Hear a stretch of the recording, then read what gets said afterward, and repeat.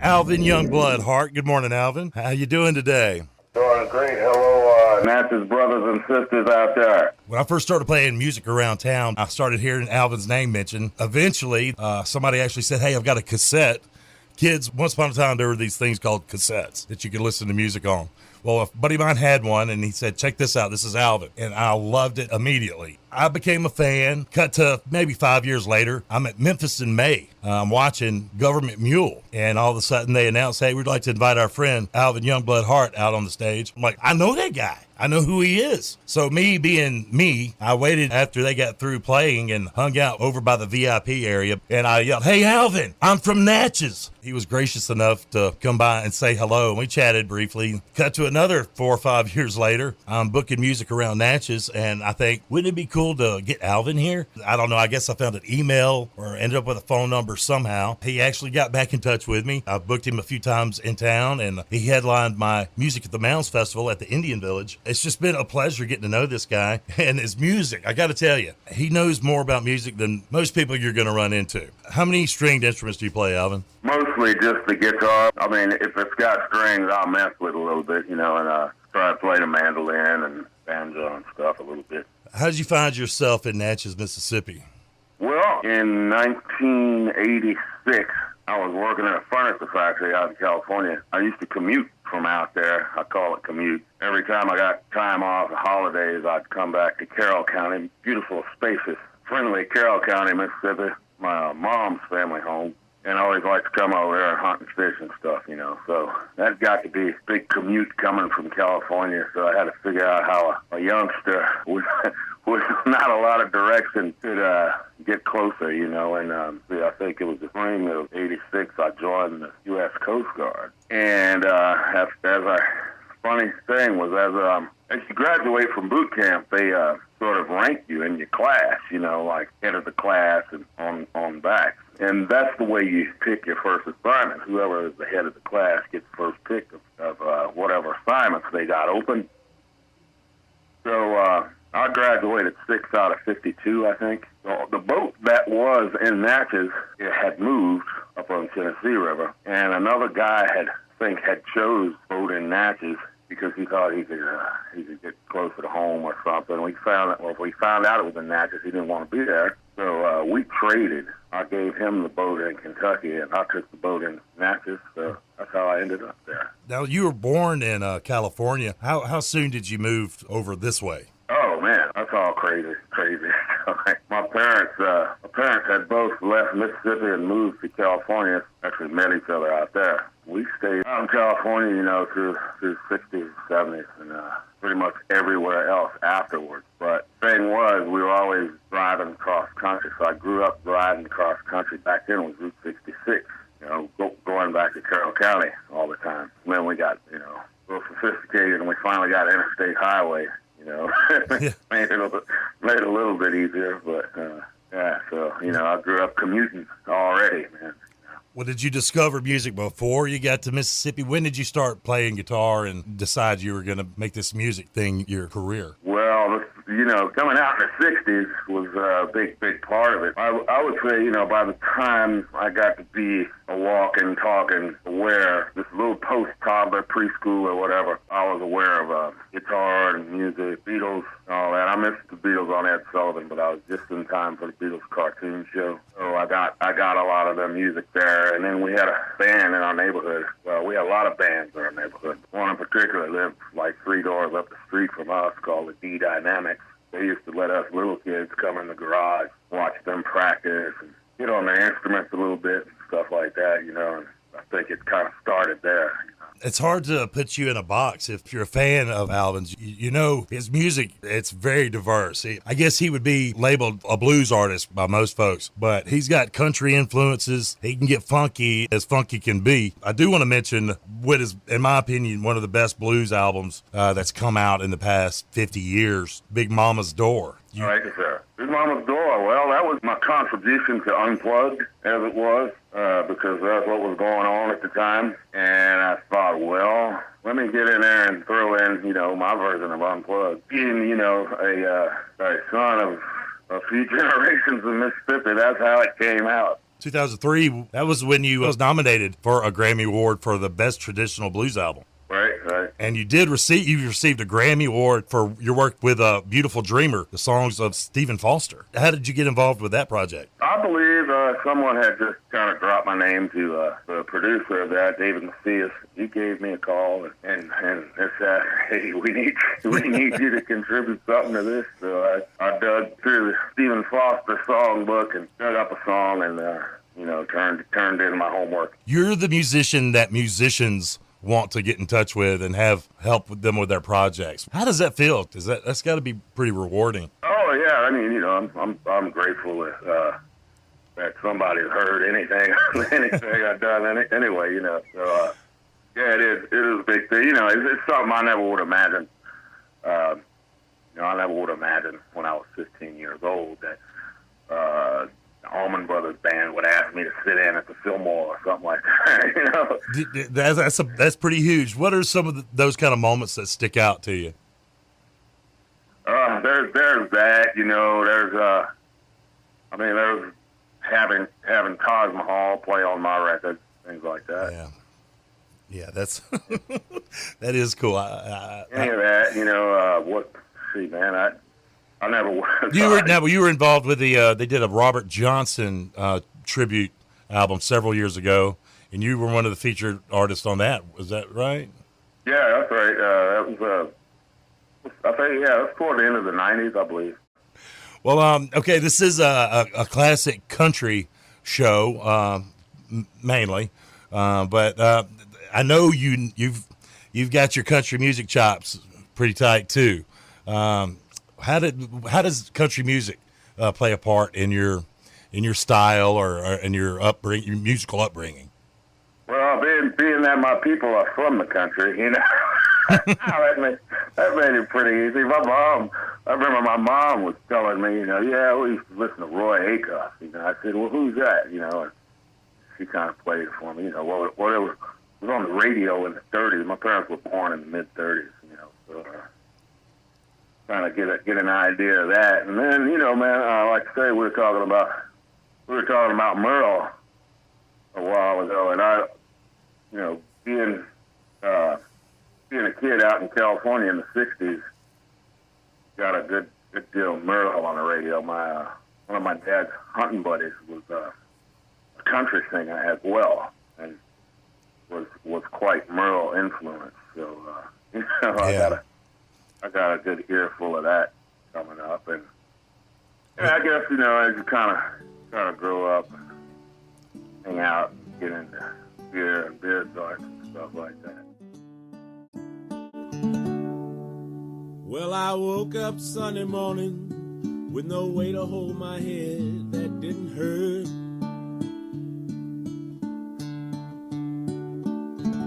But the beer I had for breakfast wasn't bad, so I had one more for dessert.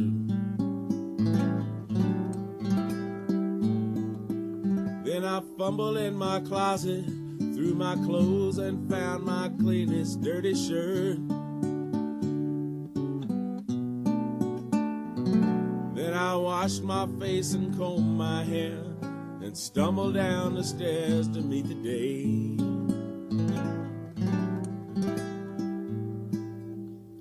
I'd smoked my mind the night before with cigarettes and the songs that I'd been picking. But I lit my first and watched a small kid playing with a can that he was kicking. Then I walked across the street and caught the Sunday smell of someone's frying chicken. And it took me back to something that I'd lost somewhere, somehow along the way. On a Sunday morning sidewalk, wishing, Lord, that I was stoned. 'Cause there's something in a Sunday that makes a body feel alone. And there's nothing short of dying half as lonesome as the sound of a sleepy city sidewalk and Sunday morning coming down.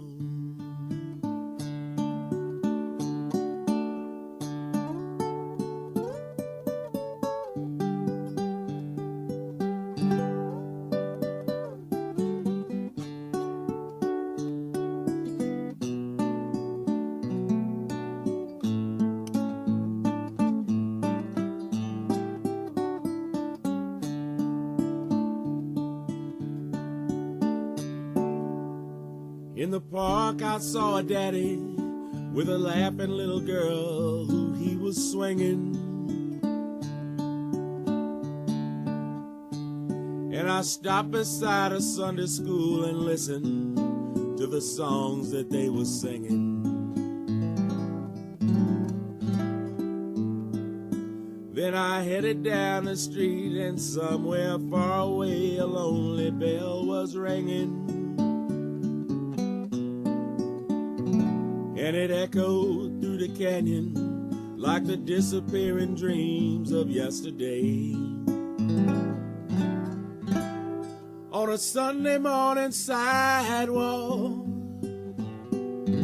wishing, Lord, that I was stoned,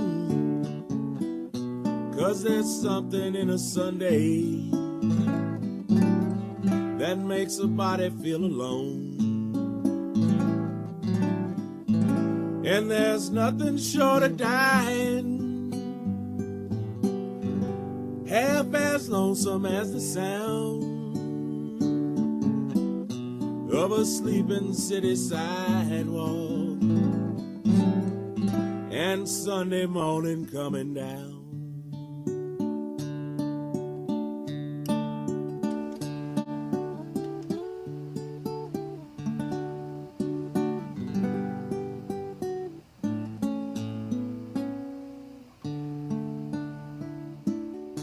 Alvin Youngblood Hart with Sunday Morning Coming Down. Man, that is fantastic. We were talking off the air, and you pointed out the Willie Nelson influence on the guitar style there. And Oh, yeah. I'm hanging out with Alvin Youngblood Hart. Where are you? You living in New Orleans now still? Yeah, I'm spending quite a bit of my time here in New Orleans, man. We're just kind of cleaning up after Mardi Gras. You didn't have to work? No, it wasn't this year. Oh, shoot. Thankfully, Jimbo was not in town this year, so Jimbo Mathis. we didn't have 5 gigs like last year. Now you work with Jimbo a good bit. We have several names. The big one was the South Memphis String Band, Right. and our electric alter ego was called Loose Shoes. With the three of us, there's a very special relationship between the three of us. People sometimes take it a little too seriously. So a lady asked one night after a concert, "Is that tension on stage for real?" I tell you, "Oh yes, ma'am." Got another song of yours I'd like the listeners to hear. You did this. Now, I believe you wrote this. This is, am I saying it right? Talakatcha? Talakatcha, yeah. There's a girl in this world like a pearl. She's the one got my heart in a swirl. Everyone knows her name ain't Rose. They all call her Talakatcha. When I'm blue, think of you, and it's true. She's the one who knows just what to do. In just a while, she'll make you smile. They all call her Talakatcha, yeah.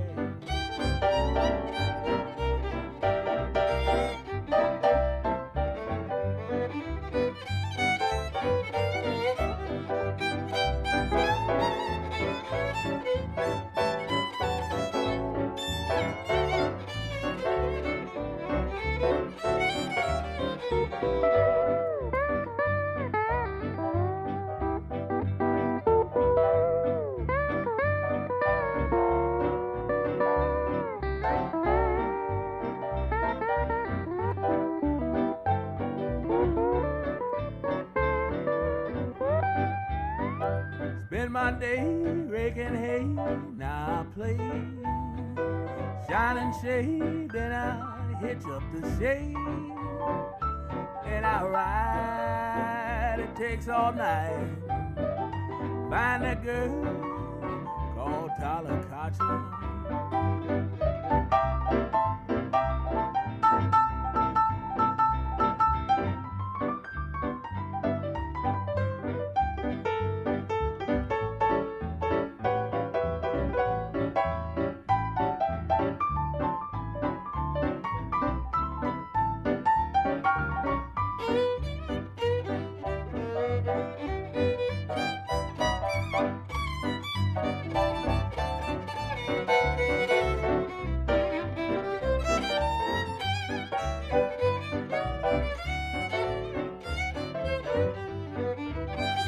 There's a girl in this world like a pearl.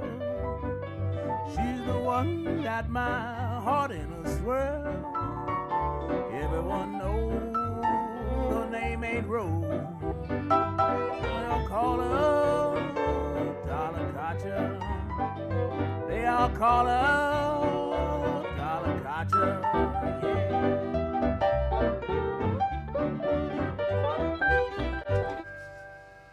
Yeah.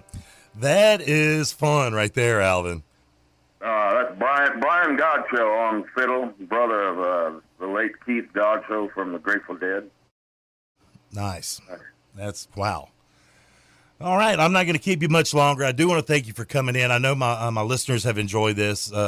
Maybe not as much as I have, because I'm just tickled, man. Every time I get to visit with you and hear your music, it's one of the true pleasures of being in the music business. But I get as much satisfaction and joy from listening and getting to know artists like yourself.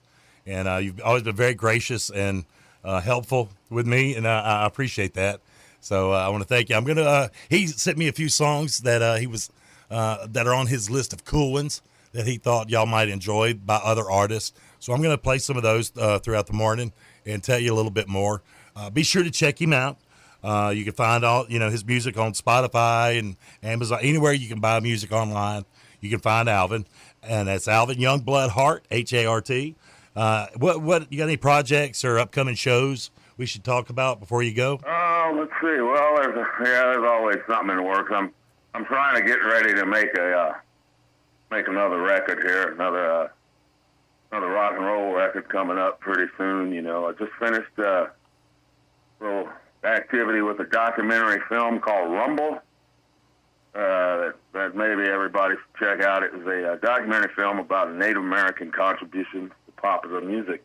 Oh. And been making the rounds for a year and a half or so. Rumble, like the Link Ray tune.